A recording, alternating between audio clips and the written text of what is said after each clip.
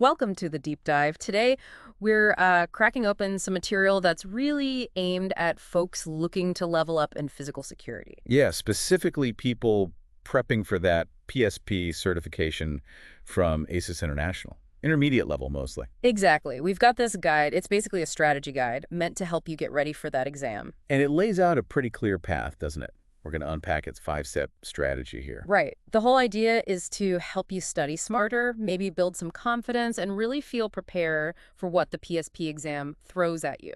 And we're assuming, if you're listening, you're probably already working in the field. Yeah, maybe corporate security, facilities, could be law enforcement, consulting.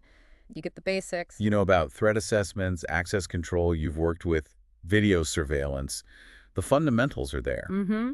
But the PSP exam, well, it asks for more, doesn't it? Oh, definitely. It's not just like, what is this camera? It's much deeper. It's more about why you'd pick one system over another for a specific place, right? Exactly. And how different systems work together, how they integrate, and actually designing real plans for real situations. Okay, so this guide offers a structure for making that jump. Let's dive into these 5 steps it recommends. Sounds good. Where do we start? Step 1 is strengthen what you know, but think deeper. Right. So it acknowledges you're not starting from zero.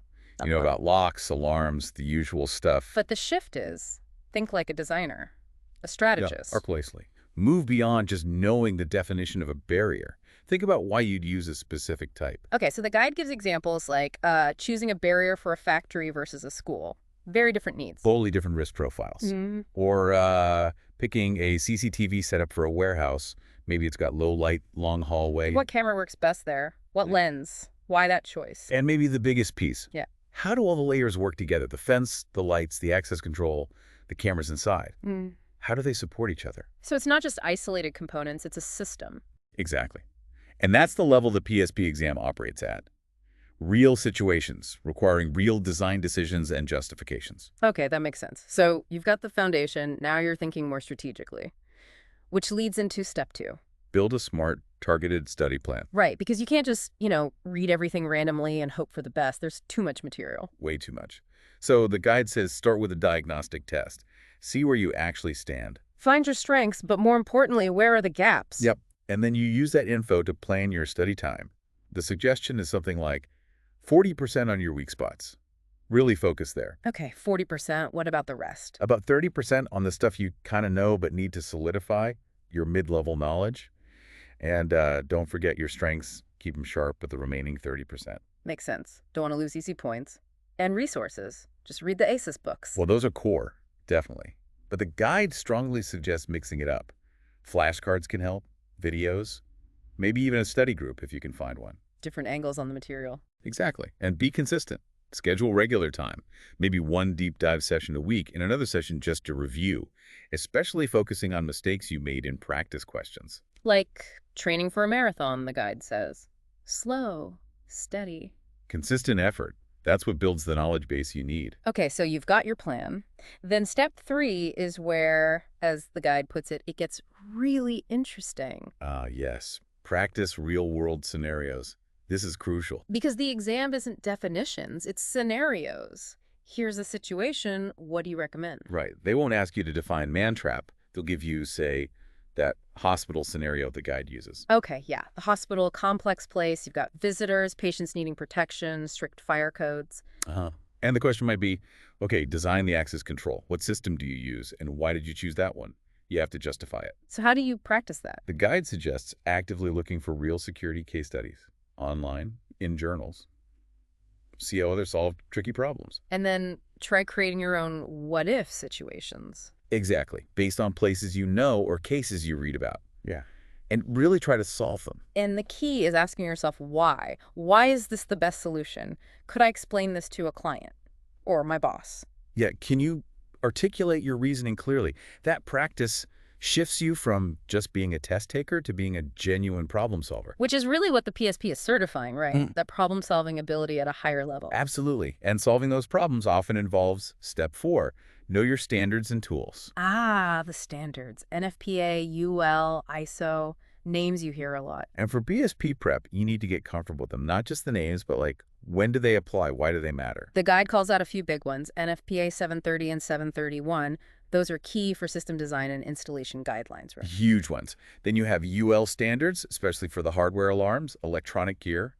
Think reliability, safety. And ISO 31000 for risk management frameworks, because security is risk management. It really is. Now, the point isn't to memorize every single word in these documents. Yeah. That's probably impossible. Okay, so what do you need to know? You need to know what they cover, generally, when you refer to them in a design or an assessment, and why they're important for things like compliance, system integrity, making sure things actually work reliably. And this step also talks about integration, doesn't it? How systems talk to each other. Yeah, getting curious about that. It's not just having cameras and access control, it's how they interact. Like motion sensors triggering specific cameras to record. Or an access control system automatically locking down certain doors if there's a verified alarm event. That kind of smart interaction. That shows a deeper understanding. It does, and the guide notes that this kind of integration thinking definitely shows up on the exam. It reflects how modern security systems actually function. Okay, standards integration. Which brings us to the final hurdle. Step 5, train for the test day. Right. You've done the learning, the practice scenarios. Mhm. Now it's about performing under exam conditions. Because knowing the material is one thing, performing on the clock is another. Exactly. The exam is, 125 questions in 2.5 hours. Timing is a major factor. You don't have a lot of time per question. Not at all. So the guide says, take full-length practice exams and time yourself strictly. Get used to that pace. And practice not getting bogged down. If a question stumps you, learn to flag it, move on, and come back later if time permits. Don't let one question sink you. Good advice. What else for test day prep? Reviewing mistakes is critical. After each practice test, don't just see what you got wrong. Figure out why you got it wrong. Was it knowledge? Did I misread the question? Simple mistake. Understanding the root cause helps you fix it. And then, that last week, the guide suggests making a concise cheat sheet. Like key formulas, system types, the main standards. Yeah, just the absolute essentials. Review it daily that final week to keep everything fresh. So this last step is really about confidence and execution. Totally. It ensures all that hard work, all that smart studying actually translates into points on the exam. You know the stuff, and you know how to handle the test itself. So to wrap it up, this 5-step strategy, it feels like a logical progression. Start with deepening your knowledge. Build that targeted plan. Practice those real-world scenarios until you're thinking like a designer. Get comfortable with standards and how systems integrate. And finally, train specifically for the test environment. It's really about building on your experience, adding structure, and elevating your thinking. You're moving towards that strategic level. And earning the PSP, as the source material says, it's proof. Proof that you're operating at that higher level, protecting people and assets seriously. It shows you're ready to, unlock that next stage in your security career. So keep studying smart, stay sharp. And go unlock that PSP power.